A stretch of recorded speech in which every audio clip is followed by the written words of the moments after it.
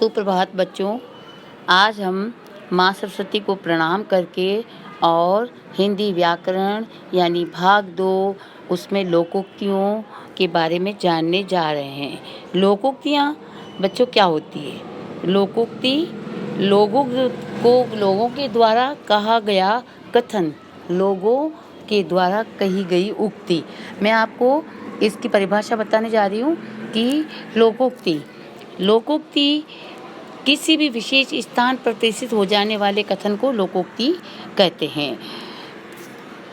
दूसरे शब्दों में जब कोई पूरा कथन किसी प्रसंग विशेष उद्देश्य किया जाता है तो लोकोक्ति कहलाता है। इसी कहावत भी कहते हैं। उदाहरण के लिए जैसे कि उस दिन बात ही बात में राम ने कहा, हाँ मैं अकेला ही कुआं खोद लूँगा। इस पर सबों ने हंसकर कहा, व्यर्थ बकबक करते हो, अकेला चना भाई भाड़ नहीं फोड़ता। यहाँ अकेला चना भाड़ नहीं फोड़ता लोकोक्ति का प्रयोग किया गया है, जिसका अर्थ है कि एक व्यक्ति के करने से कोई कठिन काम पूरा नहीं होता।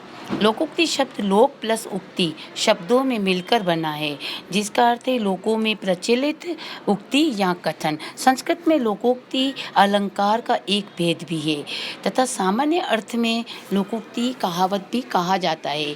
अंधों में काना राजा, मूर्खों में कुछ पढ़ा लिखा व्यक्ति।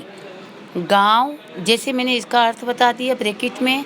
अब इसका वाक्य में प्रयोग कैसे होता है, मैं आपको इसको वाक्यों में प्रयोग बताने जा रही हूँ। अंधों में काना राजा, मूर्खों में कुछ पढ़ा लिखा व्यक्ति। थोड़ा कुछ पढ़ा लिखा व्यक्ति ही अंधों में काना राजा के बराबर होता है। जैसे मेरे गांव में कोई पढ़ा लिखा व्यक्ति तो है ही नहीं, इसलिए गांव वाले पंडित अनोखे राम को ही सब कुछ समझते हैं। ठीक ही कहा गया है कि अंधों में काना राजा।